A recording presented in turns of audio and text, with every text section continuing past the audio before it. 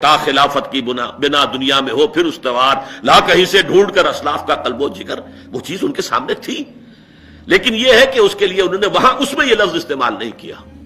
البتہ یہ کہا ہے کہ یہ سارے جو اثرات جو ہیں غلط ان کے اسلام کے پردے پر آ گئے تصورات پہ، ان سب کو ہٹا کر صحیح اسلام کی ایک تصویر دنیا کے سامنے پیش کریں، یہ ہے اصل نظریہ پاکستان۔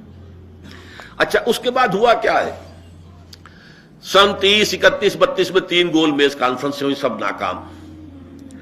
ادھر قائد اعظم نے 14 نکات پیش کیے گئے، وہ بھی نامنظور۔ میثاق لکھنؤ ناکام، اور نہرو رپورٹ آئی وہ بالکل ہی برعکس، 14 نکات پیش کیے وہ بھی رد، اور یہ کہ کانگریس نے کہا کہ ہم مسلمان عوام سے براہ راست رابطہ کریں گے، تو انتہائی مایوس ہو گئے قائد اعظم کانگریس سے۔ لیکن اس کے ساتھ ہی وہ مسلمانان ہند سے بھی مایوس تھے۔ ان کا یہ قول ہے جو انہوں نے شیخ محمد اکرام ان سے کہا ہے آکسفورڈ میں اسی زمانے میں، کہ میں اس ملک میں جا کر میرا کیا رول ہو سکتا ہے؟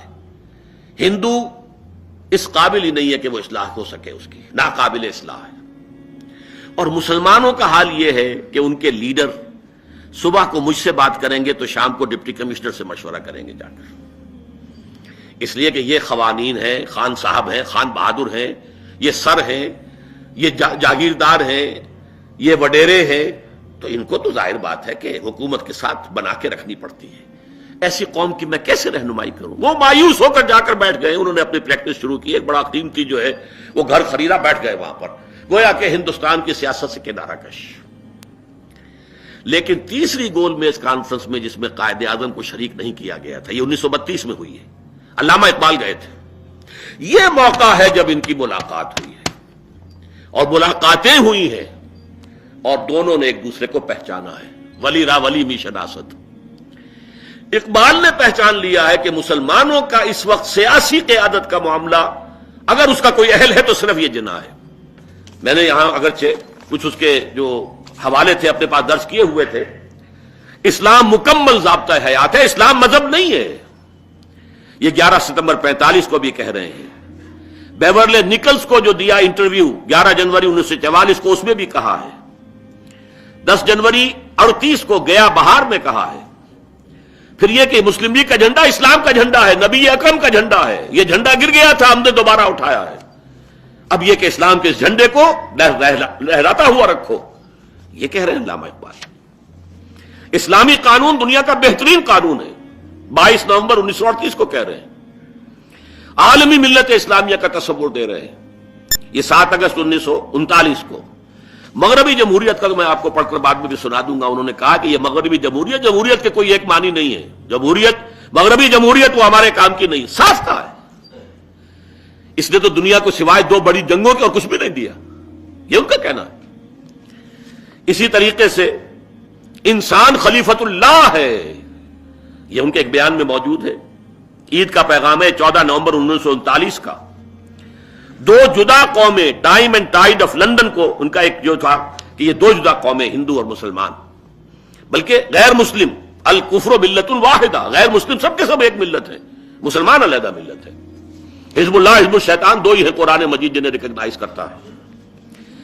اور اس سے بھی اہم بات میں آپ سے عرض کر رہا ہوں، civil and military gazette Lahore میں خطاب شائع ہوا ہے 18/1/46 جنوری 46 کا، اور یہ خطاب اردو میں تھا، اور یہ قائد اعظم نے خواتین کے اجتماع سے کیا تھا۔ اس میں فرمایا اگر پاکستان نہ بنا تو ہندوستان میں اسلام اور مسلمانوں کا نام و نشان مٹ جائے گا۔ عربوں کے کاز کے لیے کہا، نیو یارک ٹائمز کو ایک انٹرویو دیا تھا جس میں یہاں تک الفاظ آئے ہیں کہ ہم عربوں کے لیے جس شے کی بھی ضرورت ہوگی کریں گے۔ پوچھا گیا ہر شے سے آپ کی کیا مراد ہے؟ فرمایا violence, even violence if there's need of it، کھل کر کہہ رہے، طاقت استعمال کریں گے عربوں کی حمایت کے اندر۔ البتہ یہ کہ اقلیتوں کو تسلی دی ہے انہوں نے۔ لیکن میں یہاں آپ کو جو 2 حوالے سنانا چاہتا ہوں وہ اس اعتبار سے ہمارے ہاں بڑی غلطی یہ ہو رہی ہے کہ پاکستان کے نظریے کے لیے رجوع کیا جاتا ہے قائد اعظم کی طرف، یہی غلط ہے۔ نظریہ پاکستان کے لیے رجوع علامہ اقبال کی طرف ہونا چاہیے، قائد اعظم کی طرف نہیں۔ علامہ اقبال مصور پاکستان ہے، مفکر پاکستان ہے، مبشر پاکستان، معمار پاکستان قائد اعظم ہے، بانی پاکستان قائد اعظم ہے، مؤسس پاکستان قائد اعظم ہے. لیکن قائد اعظم نہ مفکر تھے، نہ فلسفی تھے، نہ ان کا کوئی تصنیف ہے، کوئی مصنف تھے ہی نہیں. ان کے لیے صحیح ترین تعبیر وہ ہے جو پیر جماعت علی شاہ نے کی تھی. بہت بڑے پیر تھے پنجاب کے، لیکن ساؤتھ انڈیا میں ان کے جتنے مرید تھے وہ اتنے نارتھ انڈیا میں بھی نہیں تھے، بہت مرید تھے ان کے. ان سے کسی نے کہا کہ جناب یہ آپ اتنے بڑے مرشد ہیں، اتنے بڑے عالم بھی ہیں، اتنے بڑے پیر ہیں، اور اپنے ایک داڑھی مڈے کے ہاتھ پر بیعت کر لی. ان کا نہیں، میں نے کوئی بیعت نہیں کی. اصل میں میرا ایک قومی مقدمہ ہے ہندو قوم کے ساتھ، مجھے اس کے لیے وکیل چاہیے. وکیل جو ہے وہ ماہر قانون ہو، وہ بحث کر سکے، اس کے اندر صلاحیت ہو اپنے نقطۂ نظر کو بیان کرنے کی، اور نمبر 3 یہ کہ وہ بکنے والا نہ ہو. اگر فریق مخالف خرید لے تو میں تو رہ گیا، ختم ہو گیا. یہ 3 اوصاف ہے کہ جو ہونے چاہیے وکیل کے اندر. میں نے اپنی قوم کا وکیل بنایا ہے قائد اعظم کو. میرے نزدیک صحیح ترین پوزیشن یہی ہے، نتھنگ مور نتھنگ لیس. وہ نہ فلسفی تھے نہ مفکر تھے. انہوں نے فلسفے، فکر، روحانی اور نظری اعتبار سے، میں اب لفظ استعمال کر رہا ہوں، بیعت کی ہے علامہ اقبال کے ہاتھ پر. اگرچہ وہ فارمل بیعت نہ قائد اعظم کے ہاتھ پر کی تھی پیر جماعت علی شاہ نے، وہ بھی فارمل بیعت نہیں تھی. اسی طرح اقبال کے ہاتھ پر قائد اعظم نے کوئی فارمل بیعت نہیں کی. لیکن میں آپ کو جو اقتباسات دو سنانا چاہتا ہوں، اس سے آپ کو اندازہ ہو جائے گا کہ آیا واقعتاً یہ بیعت کے آس پاس بات پہنچ جاتی ہے یا نہیں. دیکھیے یہ تقریر ہے قائد اعظم کی، 21 اپریل ہی کی شام کی تقریر ہے. 21 اپریل ہی کو یہ چھپی ہے سٹار آف انڈیا میں 22 اپریل 1938 کو، یعنی صبح علامہ کا انتقال ہوا ہے، اسی روز کا یہ بیان ہے جو اگلے روز اخبارات میں چھپ گیا ہے. Mr. M.A. Jinnah said that the sorrowful news of the death of Dr. Sir Muhammad Iqbal had plunged the world of Islam in gloom and mourning. Sir Muhammad Iqbal was undoubtedly one of the greatest poets, philosophers and seers of humanity. Seers, جو مستقبل کے آنے والے حالات کو دیکھتا ہے. Visionary, آپ نوٹ کر لیجئے، نہ صرف پوئٹ اور فلاسفر بلکہ سیئر. گاہ میری نگاہ تیز چیر گئی دل وجود، گاہ الجھ کے رہ گئی میرے توہمات میں، اور کھول کر آنکھیں میرے آئینہ افکار میں آنے والے دور کی دھندلی سی تصویر دیکھ. اور آب روانے کبیر تیرے کنارے کوئی دیکھ رہا ہے کسی اور زمانے کے خواب. پردہ اٹھا دوں اگر چہرے افکار سے، لا نہ سکے گا فرنگ میری نواؤں کی تاب. اور وہ نظم جو ان کی ہے، آسماں ہوگا سحر کے نور سے آئینہ پوش، اور ظلمت رات کی سیما پا ہو جائے گی. پھر دلوں کو یاد آ جائے گا پیغام سجود، پھر جبیں خاک حرم سے آشنا ہو جائے گی. اور آنکھ جو کچھ دیکھتی، کون سی آنکھ؟ یہ آنکھ نہیں، یہ دل کی آنکھ. آنکھ جو کچھ دیکھتی ہے لب پہ آ سکتا نہیں، محو حیرت ہوں کہ دنیا کیا سے کیا ہو جائے گی. شب گریزاں ہوگی آخر جلوہ خورشید سے، یہ چمن معمور ہوگا نغمہ توحید سے. یہ سیئر ہے، ویژنری ہے. Humanity of all times. Quaid-e-Azam کہہ رہے ہیں کہ یہ poet, philosopher and seers of humanity of all times. آگے چلیے. To me he was a personal friend number 1، philosopher number 2، and guide number 3، and as such the main source of my inspiration number 4، and spiritual strength and support. ان 5 الفاظ کے بعد کوئی کسر بیعت میں رہ گئی ہے؟ To me he was a personal friend, philosopher and guide, رہنما وہی ہے، and as such the main source of my inspiration and spiritual support. یہ ساری چیزیں مجھے اقبال سے ملی ہیں، اور واقعہ یہی ہے. اس لیے کہ اس سے پہلے کا جو قائد اعظم تھے وہ صرف مسلمانوں کے حقوق کے لیے ایک دفاعی جنگ لڑ رہے تھے، کسی طریقے سے مسلمانوں کے حقوق جو ہے ان کو محفوظ کیا جا سکے. اسلام وغیرہ کا کوئی معاملہ ان کے سامنے نہیں تھا، نہ وہ مذہبی آدمی تھے. ہاں مسلمان تھے، اور مسلمان ہونے کے ناطے مسلمانوں کی بہبود، مسلمانوں کی فلاح، مسلمانوں کے مفادات، مسلمانوں کے مصالح، اس کے لیے وہ میدان میں تھے. لیکن یہ علامہ اقبال کا معاملہ صرف مسلمانوں کا نہیں، اسلام کا ہے. کتاب ملت بیضا کی پھر شیرازہ بندی ہے. اب تو یہ اسلام کا احیاء ہونے والا ہے. دوسرا میں آپ کو سنا دوں، یہ پھر اقبال ڈے ہے اور یہ چھپا ہے 26 مارچ 1940. یوں سمجھیے کہ 23 مارچ 1940 کو پاکستان ریزولوشن پاس ہوا. اس وقت قائد اعظم لاہور ہی میں ہے، 26 مارچ کو یہ بیان دے رہے ہیں. ذرا آپ اندازہ کیجئے، if I live to see the ideal of a Muslim state being achieved in India، اگر میری زندگی میں یہ جو ہم نے ایک منزل معین کی ہے کہ مسلم اسٹیٹ ایک علیحدہ قائم ہو، اگر میری زندگی کے اندر یہ ہمارا نصب العین پورا ہو گیا، and then I were then offered to make a choice between the works of Iqbal and the rulership of the Muslim state, I would prefer the former. اگر اس وقت میرے سامنے یہ چوائس رکھا جائے کہ چاہو تو علامہ اقبال کی تصانیف لے لو اور چاہو تو اس ملک کی حکومت لے لو، تو میں علامہ اقبال کی تصانیف کو ترجیح دوں گا، انہیں قبول کروں. بتائیے کوئی کسر رہ گئی ہے بیعت میں؟ میں یہ بات کہہ رہا ہوں اور یہ آپ لوگ دانشور بیٹھے ہوئے یہاں پر، اس رخ کو بدلیے. نظریہ پاکستان کی سورس علامہ اقبال ہے، قائد اعظم نہیں ہے. خود کہہ رہے ہیں، ڈنکے کی چوٹ کہہ رہے ہیں، my source main source of inspiration and spiritual strength یہ علامہ اقبال ہے. اور سنیے،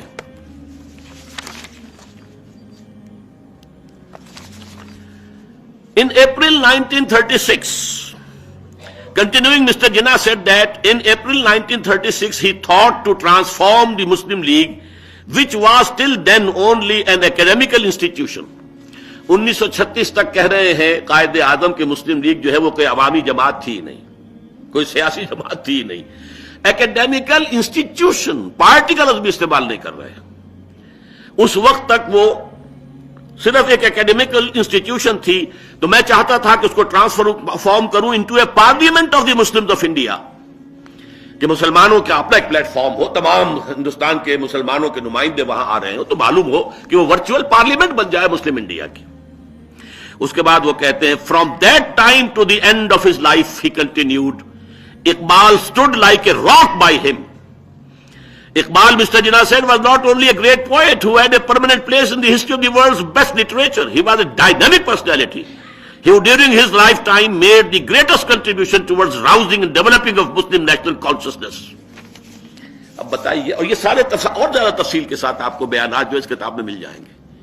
تو میرا پوائنٹ یہ ہے در حقیقت کہ اگرچہ تحریک مسلم لیگ اور تحریک پاکستان کا بنیادی جو ہے جذبہ وہ تو منفی تھا، خوف، ایک بڑی قوم کا خوف، ہندو کا خوف، ڈومینیشن کا خوف، ایکسپلائٹیشن کا خوف، لیکن اس میں 1930 سے علامہ اقبال نے انجیکشن لگایا ہے ایک مثبت جذبہ احیاء اسلام کا. جیسے کوئی مریض پڑا ہوتا ہے اور گلوکوز کی بوٹل ہے یا کوئی اس کی تھیلی ہے، گلوکوز جا رہا ہے تو آپ اسی میں انجیکشن لگا دیتے ہیں تاکہ کوئی اور ایڈیشنل پرک جو ہے وہ مریض کو نہ کرنی پڑے. تو اس پوری تحریک میں جو چلی آ رہی تھی 1906 سے لے کے 1930 تک کی 24 سالہ تاریخ جو ہے یہ ایک ایکیڈیمک انسٹیٹیوشن تھی، مسلمانوں کی، نوابوں کی، سروں کی، نوابزادوں کی، یہ در حقیقت جماعت تھی. ایکیڈیمک انسٹیٹیوشن کہہ رہے قائد اعظم. اور یہ کہ اس وقت تک جو ہے معاملہ دفاع کا تھا، صرف اتنا ہی تھا. البتہ 1930 میں اقبال نے جو سن 8 میں جس کی قلب ماہیت ہو چکی، جس کی بانگ درا 1924 میں چھپ چکی، جو پورے ہندوستان میں ملت کا خودی خواہ ہونے کی حیثیت سے پورے افق کے اوپر چھا چکا ہے، اس نے آ کر مسلم لیگ میں انجیکشن لگایا ہے. اب یہ احیائی جذبہ، مثبت اسلام کے احیاء کا جذبہ، خلافت راشدہ کے نظام کی ایک مثال دنیا کے سامنے پیش کرنے کا جذبہ ہے کہ جو علامہ اقبال نے اس میں شامل کیا ہے.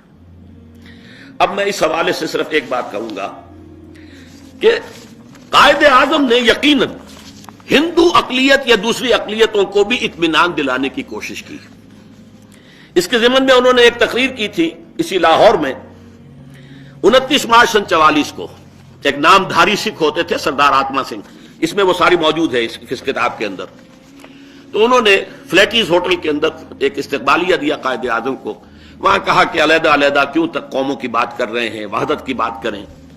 تو وہاں قائد اعظم نے جہاں یہ کہ علیحدہ قومی نظریہ اس کا تصور پیش کیا، ساتھ ہی یہ کہا کہ غیر مسلم اقلیتیں مطمئن رہیں، اگر ہمارا وہ ملک وجود میں آ جاتا ہے تو اس میں غیر مسلموں کے ساتھ نہایت عادلانہ سلوک ہوگا، اور یہ ہمارے دین کی تعلیم ہے، ہمارے نبی کی تعلیم. اور یہ صرف عادلانہ نہیں ہوگا، جنروسٹی والا ہوگا اس میں، بلکہ جس کو قرآن کہتا ہے عدل والاحسان، ان اللہ یامرکم بالعدل والاحسان، تو یہ صرف جسٹس نہیں، جنروسٹی کا حامل ہوگا ہمارا طرز عمل۔ در حقیقت یہی تھیم تھا 11 اگست 1947 کی تقریر کا، قائد اعظم کا، جس کا میں نے عرض کیا کہ کلنٹن کو بھی وہی جملہ یاد آیا اور جسٹس منیر نے بھی اسی کو حوالہ دیا، دہائی دی، اور کاوس جی نے بھی اسی کی گردان کی ہے، اور جو بھی اٹھتا ہے، اور یہ بھی ابھی جو آئے تھے شریف المجاہد صاحب، انہوں نے بھی اسی کی گردان کی ہے، جو بھی آتا اسی کی بات کرتا ہے۔ حالانکہ اس میں بھی مین تھیم یہی ہے، you are free to go to your temples. یقیناً ایسا ہے، اسلامی ریاست میں غیر مسلموں کو مکمل مذہبی آزادی حاصل ہوتی ہے، ان کے عقائد کی آزادی ہے، ان کے عبادات کی جو چاہے کریں، ایک کو پوجے، 1000 کو پوجے، سانپوں کو بچھوؤں کو پوجے، جس کو چاہے پوجے، اجازت ہے۔ You are free to go to your temples, you are free to go to your mosque. اور ہاں، مسلمانوں میں بھی، کیونکہ اسی تقریر میں 11 اگست کی تقریر میں کہا مسلمانوں میں بھی تو فرقے ہیں، اس میں اختلافات ہیں، انہیں بھی مکمل آزادی حاصل ہوگی۔ ظاہر بات ہے اہل تشیع اگر چند منٹ بعد روزہ کھولنا چاہتے ہیں تو کوئی انہیں مجبور نہیں کرے گا کہ وہ اپنے مسلک سے ہٹ کر چند منٹ پہلے روزہ کھولیں، ان کی اپنی نماز کا جو طریقہ ہے اس کے مطابق نماز ادا کریں گے، تمام مسلکوں کو آزادی ہو گئی۔ ایسے ہی غیر مسلموں کو آزادی ہوگی، اور اسی طرح ان کے پرسنل لا میں انہیں آزادی ہوگی، شادی بیاہ جس طرح نہیں کریں، ان کے فیملی لا، ان کی انہیریٹنس، لا آف انہیریٹنس ان کا وہی ہوگا، پرسنل لا میں انہیں مکمل آزادی ہوگی۔ ان کے معابد جو ہیں ان کی حفاظت جو ہے وہ کی جائے گی پوری طریقے سے، بلکہ قرآن کی ایک آیت کے حوالے سے میں کہتا ہوں مسلمانوں کو گویا کہ تعلیم دی گئی ہے کہ غیر مسلموں کی عبادت گاہوں کی مسجدوں سے بھی زیادہ حفاظت کریں، اس لیے کہ سورہ حج کی ایک آیت ہے وَلَوْلَا دَفْعُ اللَّهِ النَّاسَ بَعْضَهُم بِبَعْضٍ لَهُدِّمَتْ صَوَامِعُ وَبِيَعٌ وَصَلَوَاتٌ وَمَسَاجِدُ يُذْكَرُ فِيهَا اسْمُ اللَّهِ كَثِيرًا۔ صلوات صلوتا کی جمع ہے، یہودیوں کا سینگاگ صلوتا، اور بھی اور یہ جو گرجے ہیں اور خانقاہیں ہیں، صومعے ہیں، تو پہلے ان کا ذکر ہے، پھر ہے وَمَسَاجِدُ يُذْكَرُ فِيهَا اسْمُ اللَّهِ كَثِيرًا، وہ مسجدیں کہ جن میں اللہ کا کثرت کے ساتھ ذکر کیا جاتا ہے، ان کا آخر میں ذکر ہے۔ یہ ہے وہ بات جو قائد اعظم نے کہی۔ البتہ ایک جملہ ایسا ہے جہاں وہ کہہ گئے ہیں کہ ہاں ریلیجن جو ہے وہ پرائیویٹ افیئر ہے تمام انڈیویجولز کا، اس میں بو موجود ہے سیکولرزم کی۔ سیکولرزم کا اصول یہی ہے کہ تمام مذاہب ایٹ پار ہیں، ہر فرد کو مذہبی آزادی مکمل ہے۔ آج امریکہ میں ہے، جائیے آپ مسجد بنائیے، زمین خریدیے، مسجد بنائیے، کوئی آپ کو روکنے والا نہیں، کہیں بھی جائیں، یہ مذہبی آزادی۔ البتہ دین جو ہے، نظام، وہ کسی مذہب کے حوالے سے نہیں ہوگا، وہ لوگ اپنی مرضی سے اپنے نمائندوں کی اکثریت کے حوالے سے جو چاہیں گے قانون بنائیں گے، یہ سیکولرزم ہے۔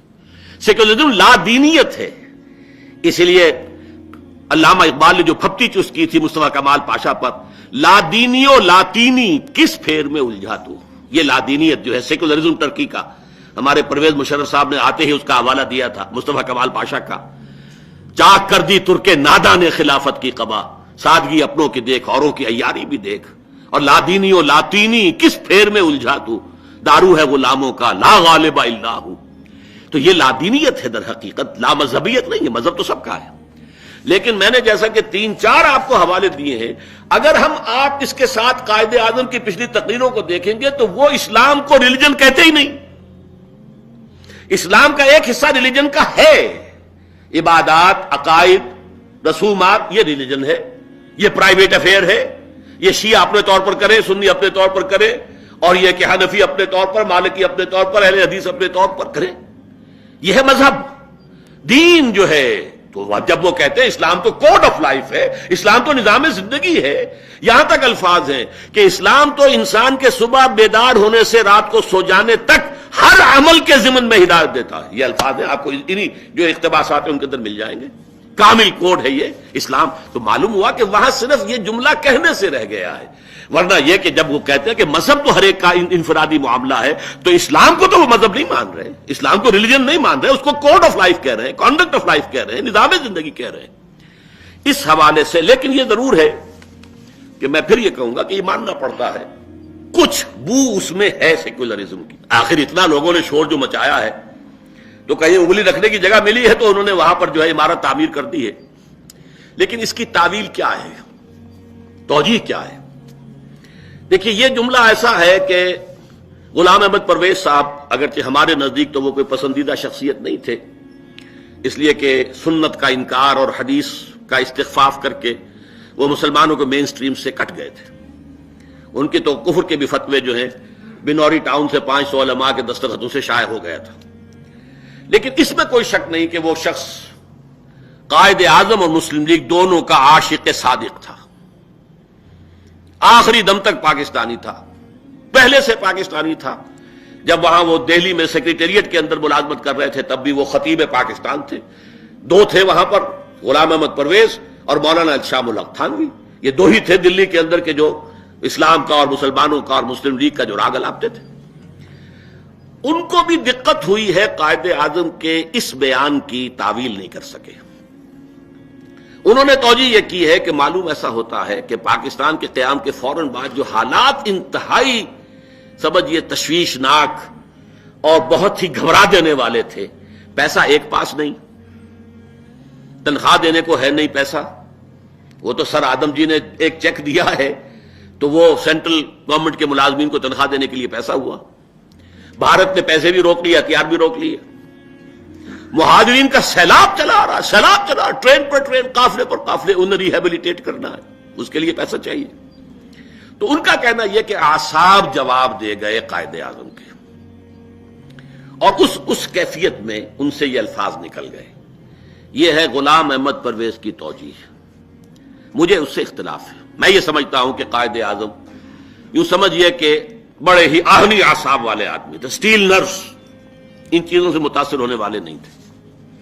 میرے نزدیک تعویل یہ ہے، اور یہ بھی میں کہتا ہوں کہ وہ جھوٹے آدمی نہیں تھے. انہوں نے 10 برس تک جو راگ الاپا تھا وہ ہرگز منافقانہ نہیں تھا. وہ یہ نہیں تھا کہ صرف وقتی طور پر مسلمان قوم کو اپنے اس یعنی نعرے پر جمع کر لینا ہی مقصود نہیں. ان کے جو دل میں ہوتا تھا وہی باہر ہوتا تھا، زبان پر ہوتا تھا. تو اصل میں انہوں نے یہ جو ان کی سوچ میں بتا رہا ہوں، جو میرے نزدیک، یہ میں لکھ چکا ہوں آج سے 15 برس پہلے استحکام پاکستان نامی اپنی کتاب میں، اور یہ اس میں بھی موجود ہے جو آپ کو دیا گیا ہے کتابچہ، کہ اصل میں اگر ہندوستان ایک وحدت کی حیثیت سے آزاد ہوتا تو مسلمان اقلیت میں تھے. اس کا کوئی سوال ہی نہیں تھا کہ مسلم تہذیب اور کلچر اور مسلم نظام اور قانون اور شریعت نافذ ہو سکتا، سوال ہی نہیں تھا. اب جب ہم نے مسلم میجورٹی کا ملک بنا لیا تو خالص مغربی جمہوریت کے اصول کے تحت بھی تو یہاں اسلام آ سکتا ہے. میجورٹی رول ہی ہے نا مغربی جمہوریت. کیا کہتی ہے؟ پارلیمنٹ میں نمائندے جو ان کی اکثریت جو چاہے قانون بنائے نافذ کرتے. تو وہ ملک جب بن گیا ہے کہ جہاں پہ ایک عظیم اکثریت مسلمانوں کی ہے، تو اگر مسلمان واقعی چاہتے ہیں تو مغربی جمہوریت کے اصول کے تحت بھی یہاں اسلام آ سکتا ہے. لہذا اس کی ضرورت نہیں ہے، بلکہ اس میں نقصان ہوگا کہ ہم اسلام کا ڈھنڈورا پیٹ کر پوری لادینی دنیا کو، اس وقت جو ہے لادینیت جو ہے اس کا ڈنکا بج رہا ہے پوری دنیا کے اندر، اسے اپنا دشمن بنا لے. اس حوالے سے کچھ جو ہمیں چاہیے تھوڑا سا، جسے آپ کے بریدنگ سپیس ہمیں کچھ مل جائے، کہ یہ اسی پروسیس سے ہو کر مسلمانوں کے مطالبے کے تحت مسلمانوں کی ایک کلیکٹیو جو ان کی سوچ ہوگی انتخابات کے اندر، اور اس کے نتیجے میں یہاں اسلام آ جائے گا جمہوری دباؤ کے تحت. اس لیے انہوں نے یہ انداز اختیار کیا ہے. اور یہ مجھے اختلاف ہو سکتا ہے، آپ کو بھی اختلاف ہو سکتا ہے، لیکن میرے نزدیک توجہ یہ ہے، جھوٹ نہیں تھا. اس لیے کہ اسی میں اب دیکھیے میں آپ کو 2 حوالے دے رہا ہوں. اسٹیٹ بینک آف پاکستان کا افتتاح کر رہے ہیں، یہ ہو رہا 48 میں، وہ تو 47 کا بیان ہے، یہ بھی ہمارے اس کتابچے کے اندر موجود ہے. I shall watch with keenness the work of your research organization in involving banking practice compatible with Islamic ideals of social and economic life. The economic system of the West has created almost insoluble problems for humanity. It has failed to do justice between man and man and to eradicate friction from the international field. The adoption of Western economic theory and practice will not help us in achieving our goal of creating a happy and contented people. We must work our destiny in our own way and present to the world an economic system based on true Islamic concept of equality of manhood and social justice. پورے نظام کی بات کر رہے ہیں. جمہوریت کے بارے میں بھی آپ کو مل جائے گا. اس وقت میں اب وقت جو ہے کافی ہو چکا ہے، اس لیے میں اس کو نہیں سنا رہا کہ جمہوریت ایک ہے نظری جمہوریت، ایک ہے عملی جمہوریت. تو یہ تو بالکل گرگٹ کی طرح رنگ بدلتی ہے، جس ملک میں آتی ہے اسی کا انداز اختیار کر لیتی ہے. ہمیں اپنے اصولوں کے مطابق جمہوریت لانی ہے. یہ بربلا انہوں نے کہا ہے. انہیں اقتباسات کے اندر وہ بات موجود ہے. اور اس کے ضمن میں آخری جو حوالہ دینا چاہ رہا ہوں بہت ہی دلچسپ حوالہ ہے. ایک 1946 میں جنوری میں برٹش پارلیمنٹ کا ایک وفد آیا ہندوستان کے سیاسی حالات کا مشاہدہ اور مطالعہ کرنے کے لیے. 10 ممبرز ڈیلیگیشن. اس کے قائد تھے رابرٹ رچرڈ. ان میں سے ایک صاحب تھے مسٹر سورنسن. انہوں نے قائد اعظم سے ملاقات کی، تفصیل سے گفتگو کی. واپس جا کر انہوں نے کتاب لکھی مائی امپریشن آف انڈیا. اب ذرا اندازہ کیجئے اس کے الفاظ. ہی دیٹ از جنا is a sword of Islam resting in a secular scabbard. یہ جنا جو ہے یہ اسلام کی ایک تلوار ہے جو ایک سیکولر نیام میں رکھی ہوئی ہے. یہ مذہبی آدمی نظر نہیں آتا، اس کے داڑھی نہیں ہے، اس کا جو ہے عام لباس وضاقتہ جو ہے وہ مولویانہ نہیں ہے، but is a sword of اسلام. یہ سارا جو اوپر ہے یہ تو نیام ہے جو ہمیں نظر آ رہا ہے، یہ تو سیکولر ہے، یہ مغربی تہذیب کا جو بھی آثار ہے. اب یہ قول جو ہے ذرا نوٹ کیجئے، یہی میں سمجھتا ہوں، اور یہ تو میرے علم میں اب آیا ہے. میں نے آج سے 15 برس پہلے تعویل کی ہے کہ انہوں نے در حقیقت یہ چاہا کہ اسلام یہاں آئے، لیکن آئے اسی اصول کے تحت. میجورٹی جب میجورٹی یہاں ہے. اب یہ دوسری بات ہے کہ کیوں نہیں آیا. ویسے تو یہ کہ جتنا آیا وہ بھی اسی اصول کے تحت آیا.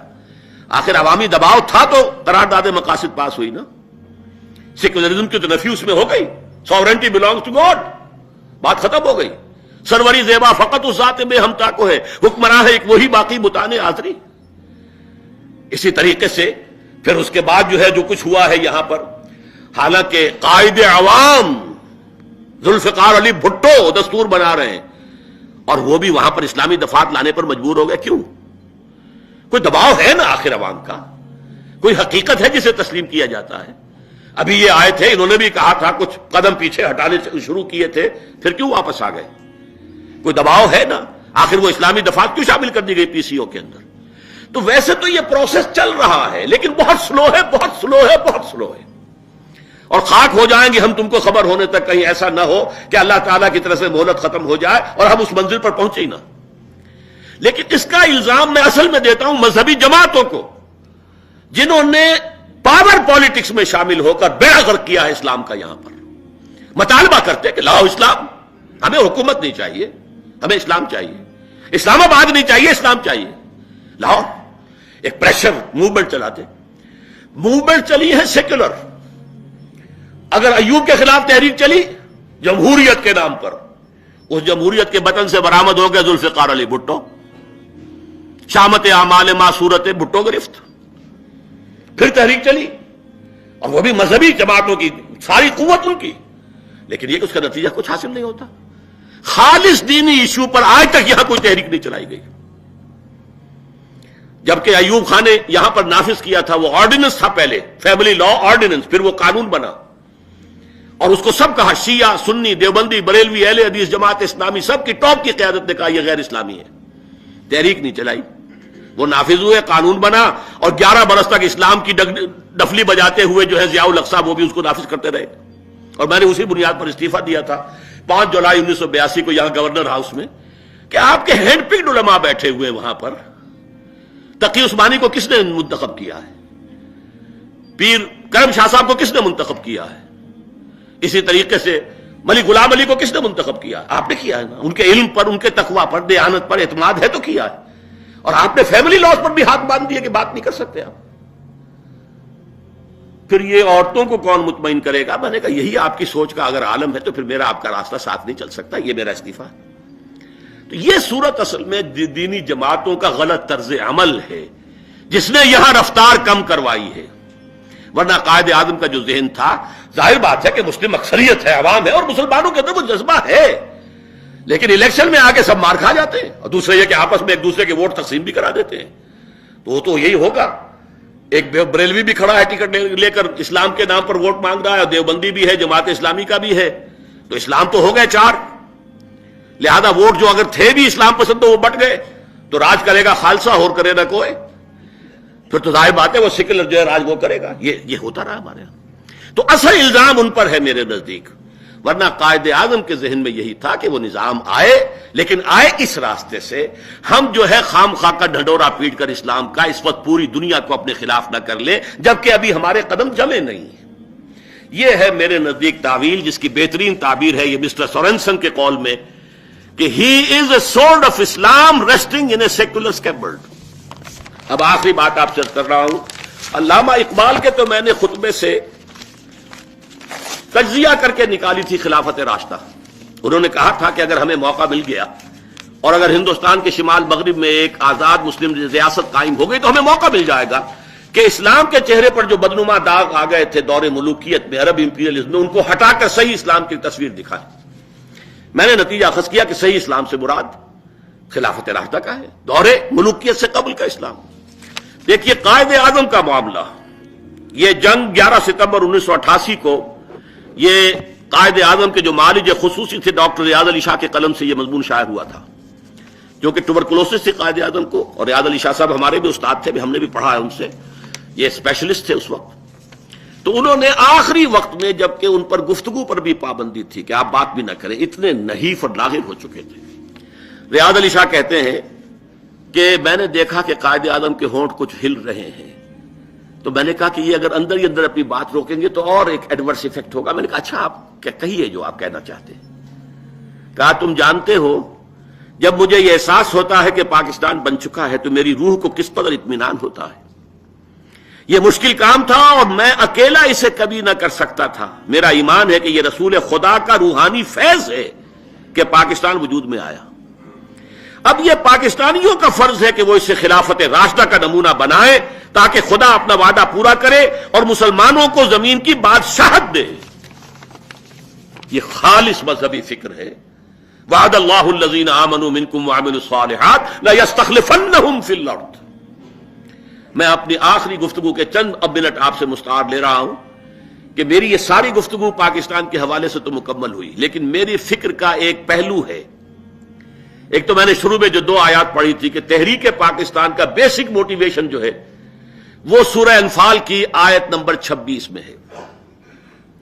وَاذْكُرُوا، یاد کرو، اذ انتم قلیل، جب تم کم تھے تعداد میں، اقلیت تھے، مستضعفون فی الارض، تمہیں سپریس کر دیا گیا تھا، دبے ہوئے تھے، تخافون، تمہیں خوف تھا، ان یتخطفکم الناس، کہ لوگ یعنی غیر مسلم تمہیں دبا لیں گے، اچک کر لے جائیں گے، برباد کر دیں گے۔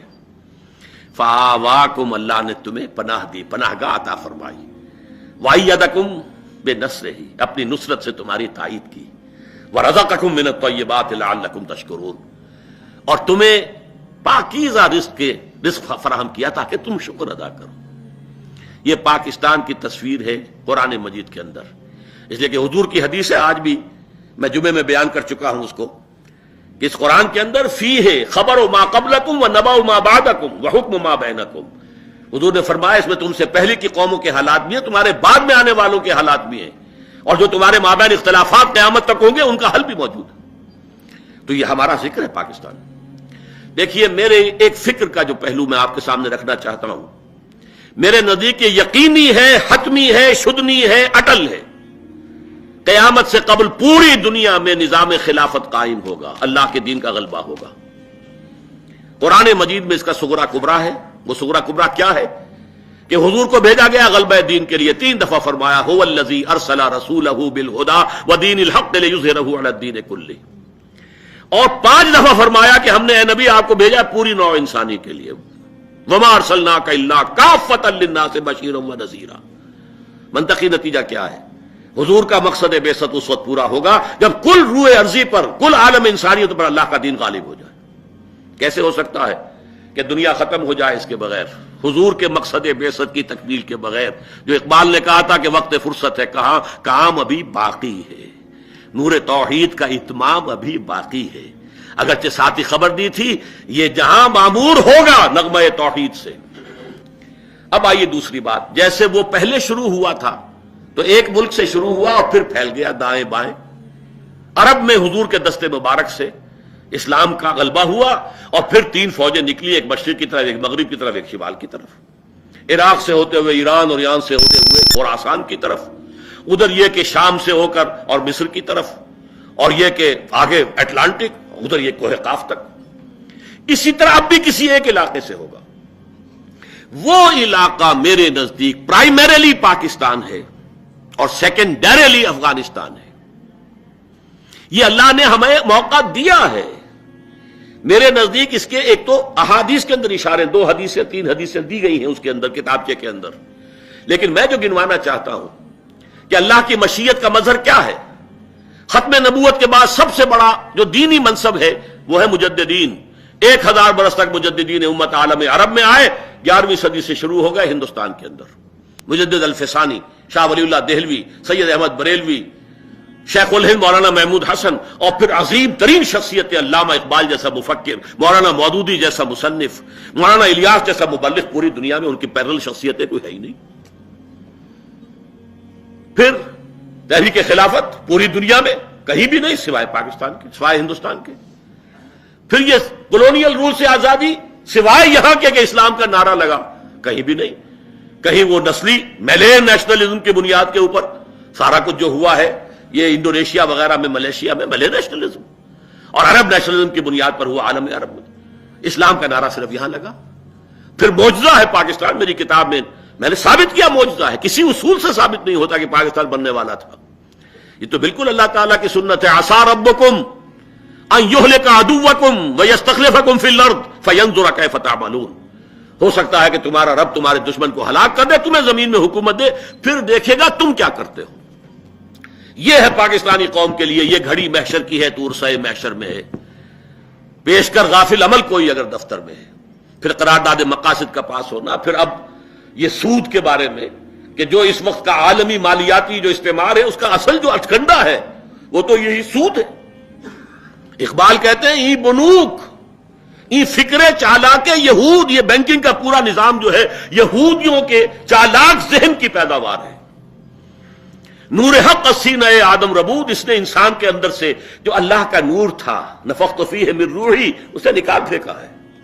اب یہ درندہ بن گیا ہے. آدمی درندہ بے دندان و چنگ. نور حق سینہ آدم ربود.